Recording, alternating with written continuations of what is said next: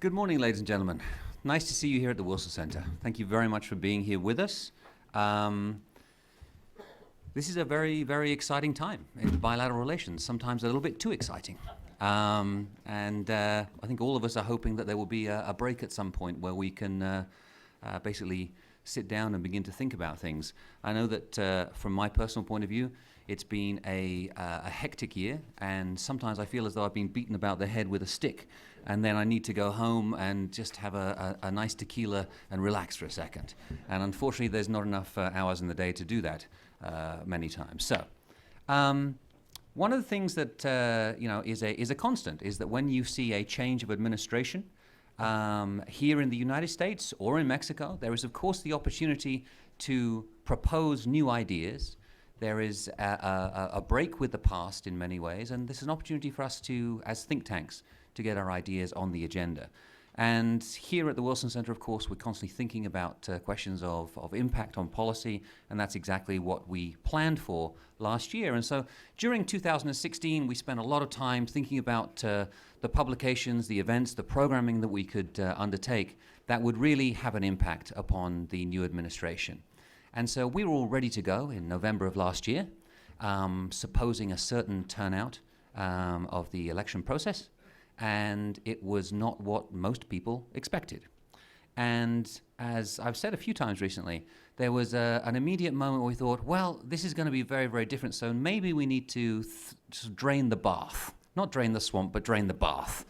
And there's always a danger then that you lose the baby with the bathwater, because what we discovered was that in all the work, the preparation that we put in, that although there is, of course, a break with the past, there's also an enormous amount of continuity. The fundamentals of the bilateral relationship are very, very important to recognize, and I think that's what we're beginning to see coming through right now here in Washington, in Mexico City, across the two countries.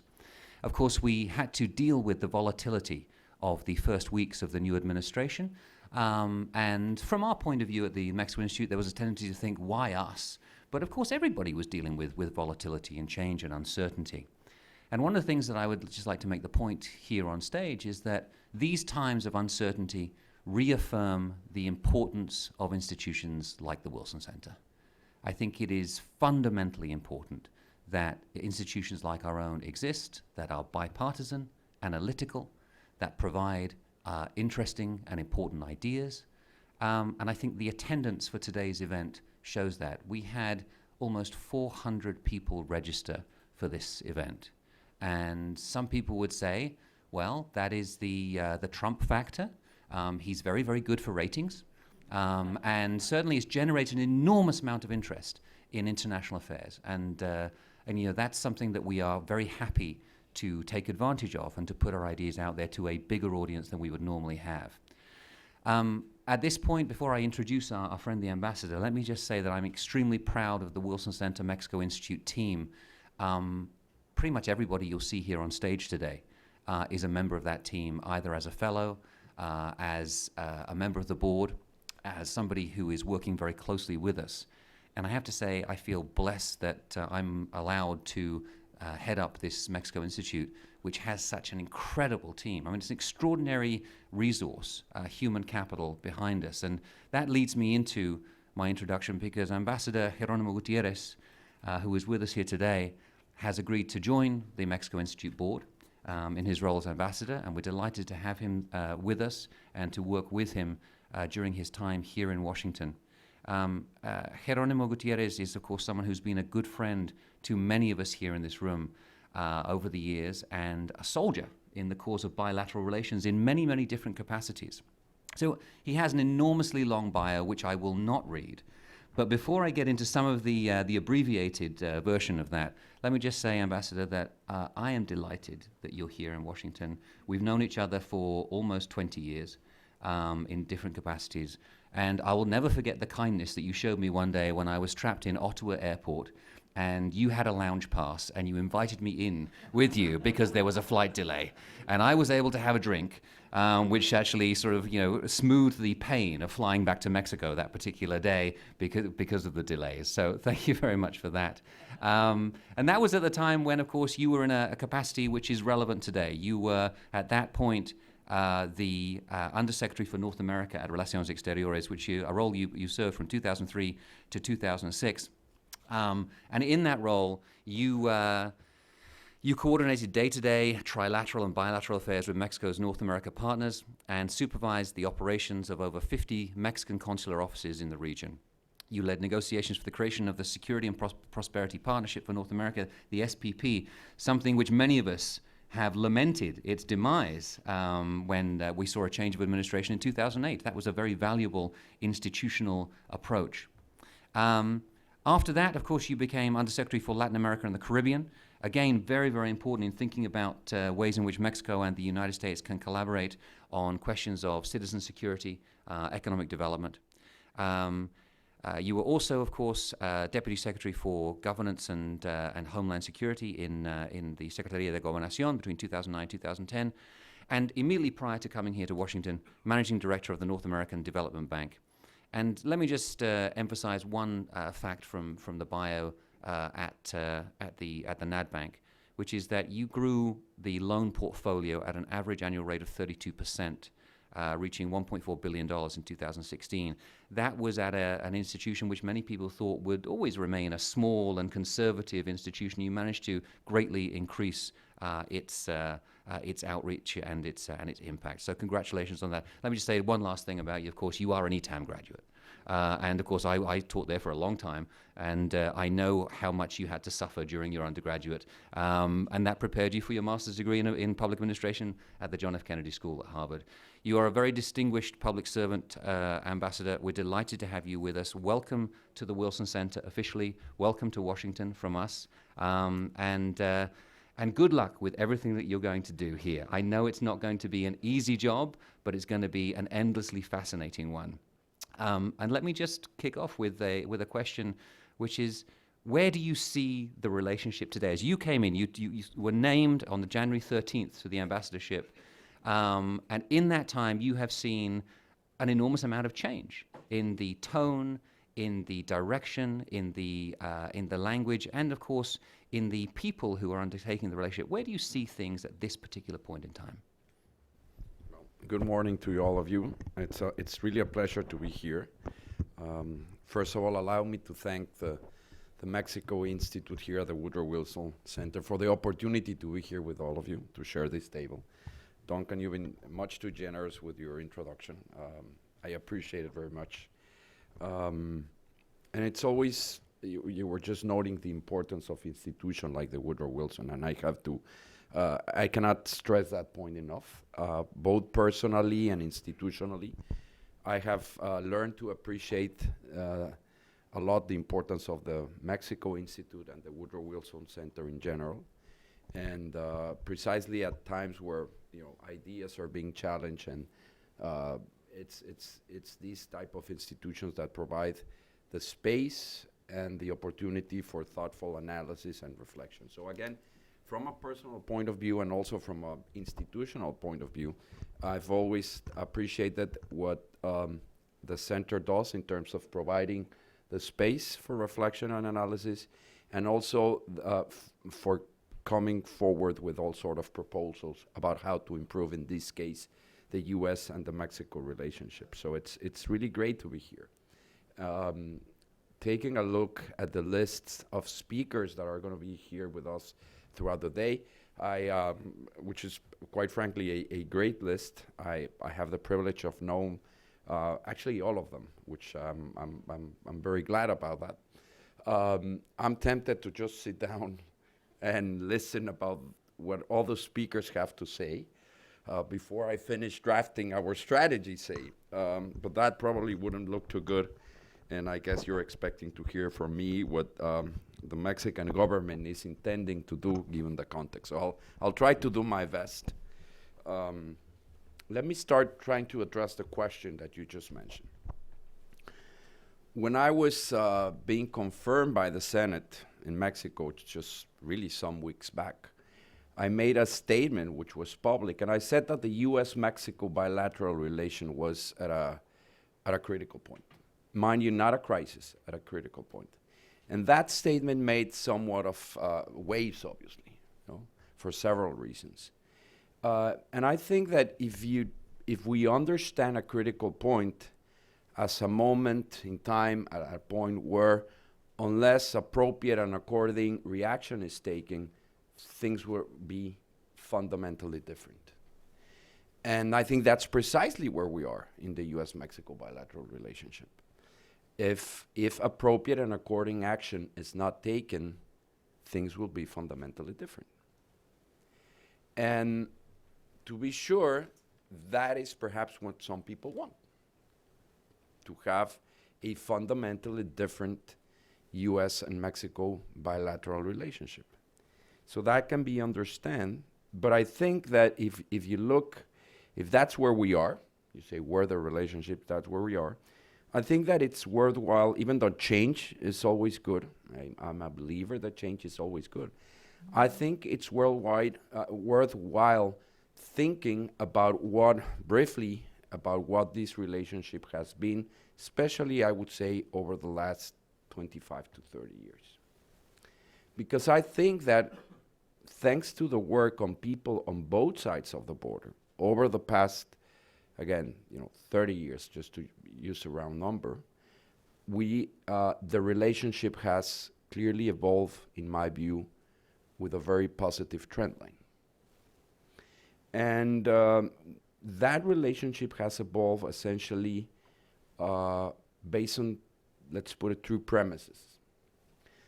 The first one would be that we can take advantage of our geographical proximity and our natural complementarities to create and maintain a economic relationship, a trade and investment relationship that it's fully open, yes, fair, obviously, but open, and that is in the benefit of both countries. And that's a fundamental premise on which we have been working, both governments and, I say both countries, over the last 30 years.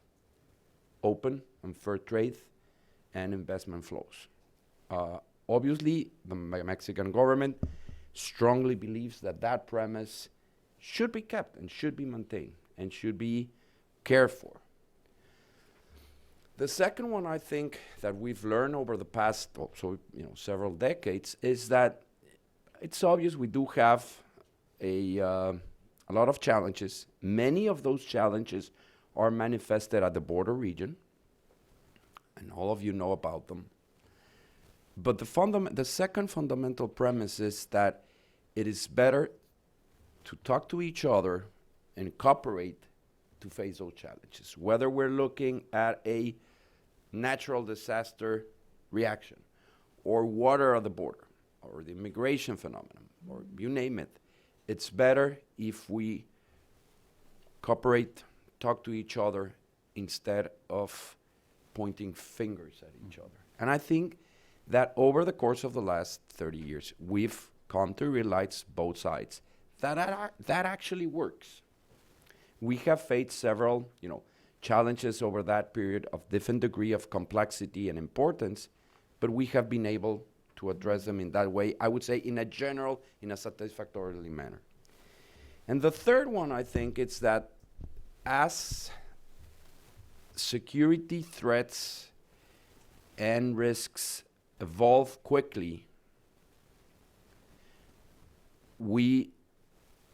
it's also been, I think, we've learned that we can address those security concerns which are largely shared.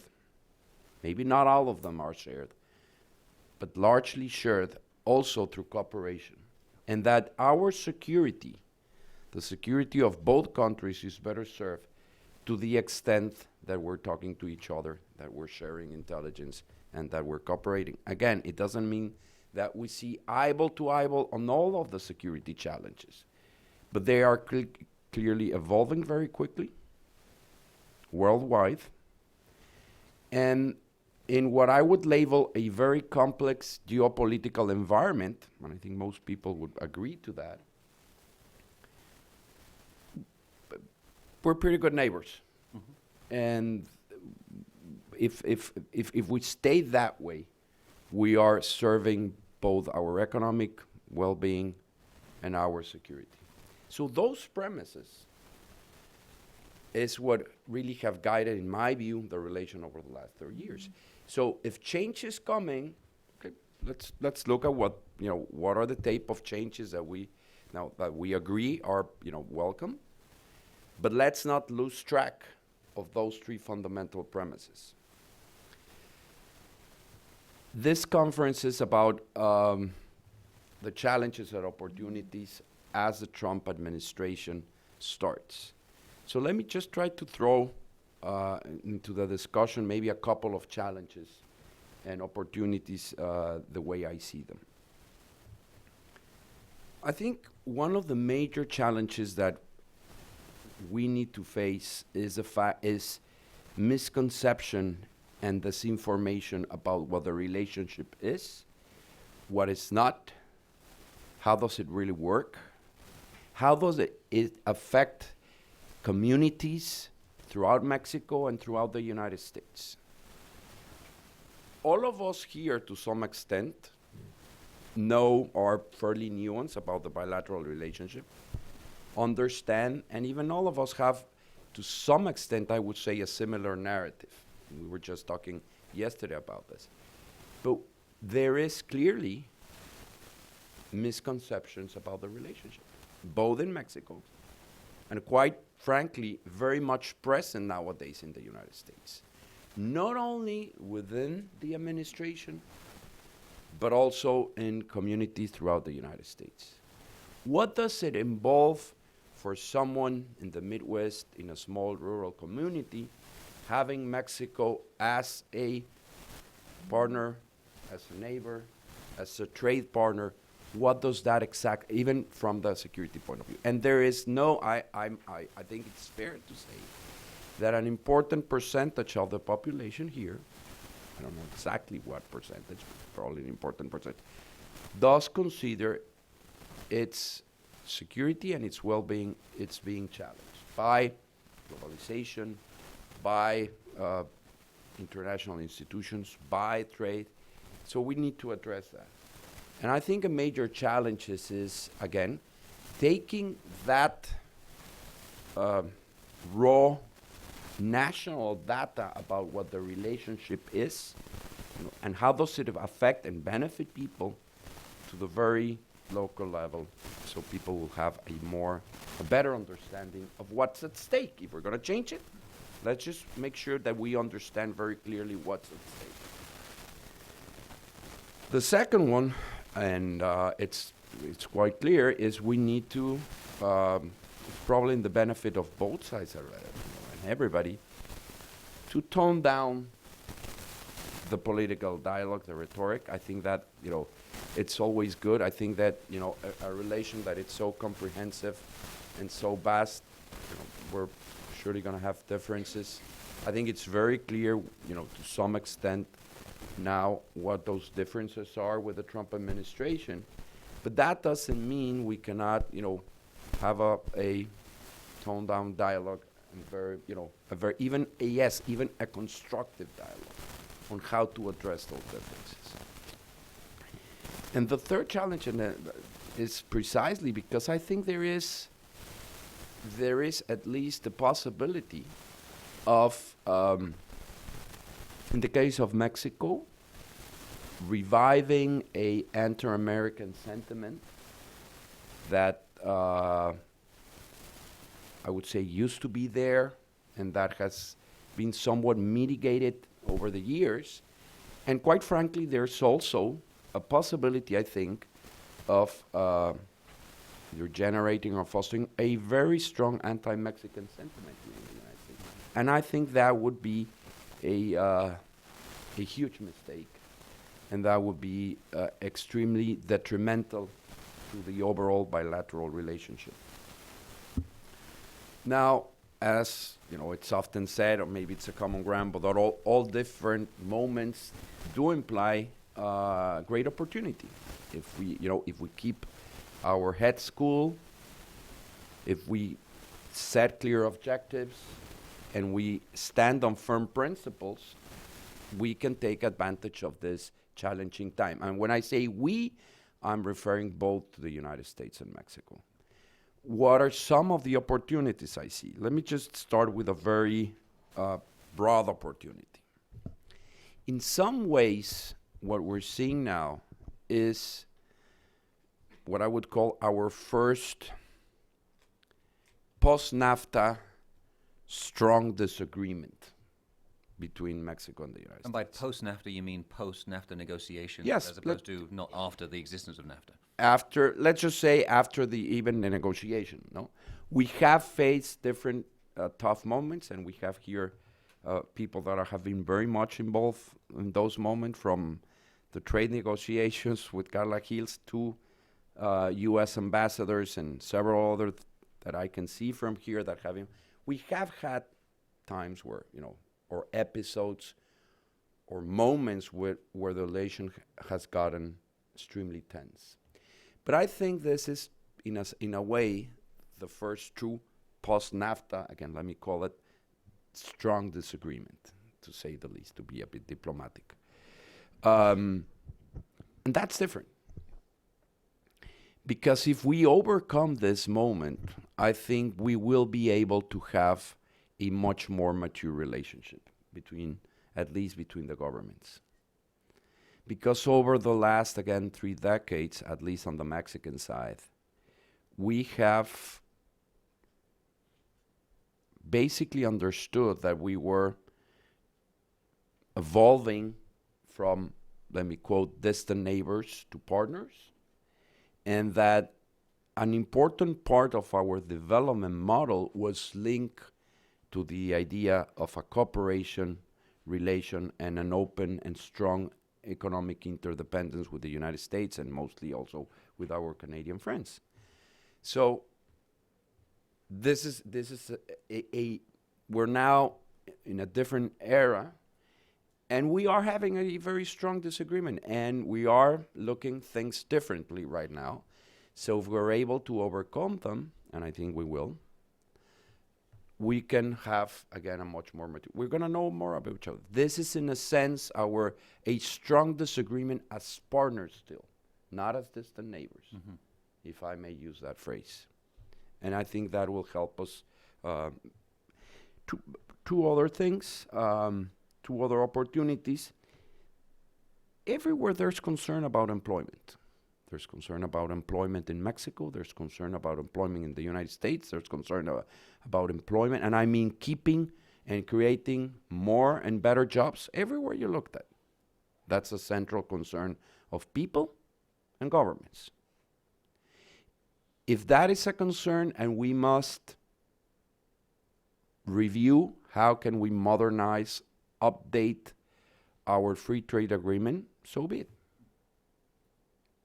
After 23 years, several things have changed. It's probably reasonable to look at that. Something that we often forget, all international instruments, including this one, has a specific clause that will say, if we need to review it, this is what we do. So it's not surprising all that much. I think we need to, I think there are 3 fundamental things that from the part of the Mexican government, as we engage in that process, we must keep present. We believe the Mexican government that trade and investment flows should continue to flow freely without any other restriction. We believe that if we work together, we can improve the competitiveness of the region and, yes, be able to trade better with other regions in the world. And that we need to incorporate other disciplines or aspects that were not present 20 or 23 years ago. So, yes, there is an opportunity. There's also a challenge. If we challenge the fundamental premise of NAFTA, which is that it is a win-win situation in spite of challenges, it does imply that sectors on both sides have suffered. That's what free trade is all about. So if it's about improving our free and fair trade relation, yes, let's look at it. No? That's also an opportunity given the worldwide. And finally, I would mention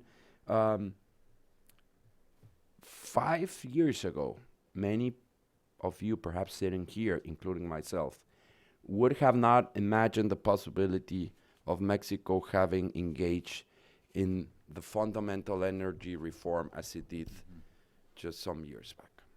That is quite a game changer for Mexico. And energy is just so important nowadays.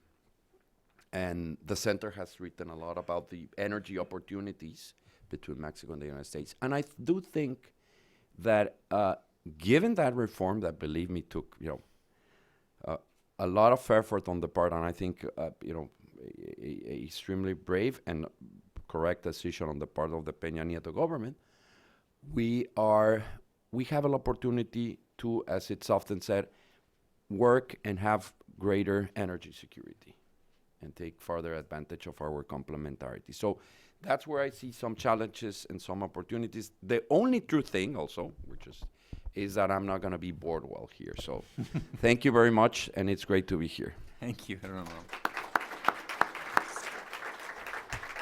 We began about 10 minutes late, so I'm going to extend this panel by another 6 minutes right now. So we have time for 2 questions. Does anybody have any questions? No? Nobody? Okay, yes, of course. There we go. Yes, please, if you don't mind introducing yourself. Hi, Brett Fortnum. I'm with Inside U.S. Trade. You mapped out a broad outline of NAFTA priorities, but I was wondering if there were more specific ones, such as the spat over sugar or trucking standards. Are there more specific bilateral issues that you would like addressed in NAFTA? Great. Is there a second question? Yes, there's one right behind. There we go. Thank you very much. Hi, excuse me, I'd stand, but I have my computer here. I'm a reporter with McClatchy Washington Bureau, Franco Ordonez. I was curious about the relationship between the United States and Mexico. While there has been this challenging rhetoric over the first few weeks, you have had many, many meetings with the administration. I was curious if what you felt about those meetings, how those meetings were going, because from this side it seems like the meetings are more with Mexico than many other countries. Right. 2 good questions. Okay, sure. Let's first on the trade issue. We are at a stage where we can only really talk about broad objectives about what this review of NAFTA can be. And I mentioned, those are 3, and it is this way because there are procedures that must be followed as it has been made public. The administration here has presented, broad outlines of its 2017 overall trade policy, and now they are at a stage where must, according to law, begin a series of consultations. That's the procedure that it established here. In Mexico, as it was announced by the president, I think roughly about a month ago, we are also at the stage where we are conducting consultations with the private and sectors. So beyond that, we cannot say much more. Now, you talked about specific ongoing disputes of issues on trade, which are being addressed, trucking, sugar. And during, in fact, I can say that just some days back, Secretary Guajardo and also Secretary Ross had the opportunity to engage personally for the first time in those positions, and that as it was expressed by them during a conference, it was a good first meeting, and I would leave it at that. I think that it would be premature to make any other assessment about where the trade relation is going at this stage. But the responsible people had a good first meeting. We were able to, and also were able to address ongoing disputes, which is different than any future negotiations about NAFTA. On your second question, let me see how. It's quite clear that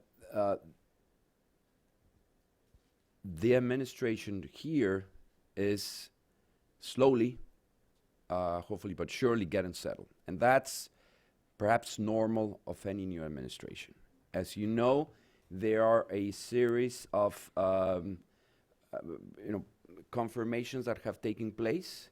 There are several positions at different levels within the departments that have not yet been filled. And since the relation is very much decentralized in a way that every single department has at least some level of interaction with its counterparts, we're still at a stage where we're just beginning to engage. The first meetings, I think, have been, again, they have been good first meetings. We're at a period where A, we're clarifying positions. B, we are talking about what are the procedures with which we would work as we move forward. And C, also identifying clear counterparts for the different agencies. That's where we are. It is not surprise. It's no surprise to anybody that there have been public difference about some of the aspects in the bilateral relationship. We are openly discussing those differences and with the administration. And I mentioned earlier that one of the challenges that I think the relationship faces is precisely this information and misconception. And I think these meetings have been useful to address that specific challenge. The Mexican government looks forward to continue to engage in those meetings. As Secretary Videgaray just mentioned during his last visit, we expect that this is a process. We're not, as someone said, we're not, certainly not in the end, perhaps just the end of the beginning in terms of what we intend to do during the next two years at least with of the Peña Nieto and the Trump administrations. I want to be cautious, but I would say that the meetings have been so far fruitful and clear on both sides. Thank you. If I can just add one thing, I think that Mexico has been incredibly proactive as well. I mean, in the way that it's engaged in this. I mean, and maybe this is what you were referring to, the number of visits by Mexican cabinet ministers and by, in particular by the canciller up here. And that seems to be bearing fruit. And of course, there have also been visits by American ministers to Mexico. We just had, as you know, some weeks back, the visit of Secretary Kelly and Secretary both together, Secretary Kelly and Secretary Tillerson to Mexico City. That's a good example. Just yesterday, the Attorney General from Mexico, well, he's still here today. We have had those visits. Don't expect that those visits are going to yield immediate results. That's not the case. We have a new administration here. I think it's fair to say that they're also finishing or trying to consolidate its policy decision processes and also establish counterparts, and that that does affect. But we are very much engaged. Yes, that's in the instruction we have to continue to be engaged, and we will certainly do that. And the other thing is, just to, it's a good thing. Your question provides me the opportunity. It's one of the things that we've seen is for the first time Mexico, I mean, in my view, I may be wrong, but for the first time, Mexico was very much front and center as the new administration took office. That's usually not the case. It's usually another region, it's another country, or another crisis, no? This is the first time that Mexico was, and that's both good and bad, I think. But one of the things that have changed, and I will stop there, is that I think that people in the United States that are nuanced and understand the bilateral relation are going out of their way to talk about it and to influence policy as never before. I hope that continues. We're thankful for that. And I'm going to use the fact that just, we had recently an op-ed by 6 U.S. ambassadors to Mexico, if I'm not mistaken, from both sides of the aisle, 2 of which are sitting here, thank you, talk about what it is and what it's not. In my view, that's an important change. And Mexico has always also been, a bit critical about neglect. Well, this time, what the Chinese proverb serves, it's be careful what you wish for. Because we were very much front and center at the very outset. And again, it's both bad and good. I think that in the balance, it will help us weather this one through. Ambassador, thank you very much. You provided the perfect segue to our next panel, of course, because we have the three of the 6 ambassadors here with us. Ambassador Jones is sitting there in the shadows, as it were, and so you didn't see him there.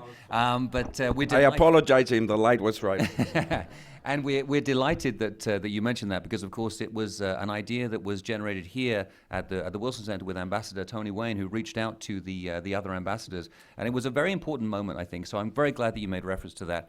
Ambassador, thank you so much for being here with us. My pleasure. Count on our support for the bilateral relationship. It is something that we dedicate an enormous amount of effort and affection to, the bilateral relationship. And I know that you're going to be working very hard. So please consider this your casa académica aquí in Washington. Thank you very much, for Duncan, being for here. that. Thank you.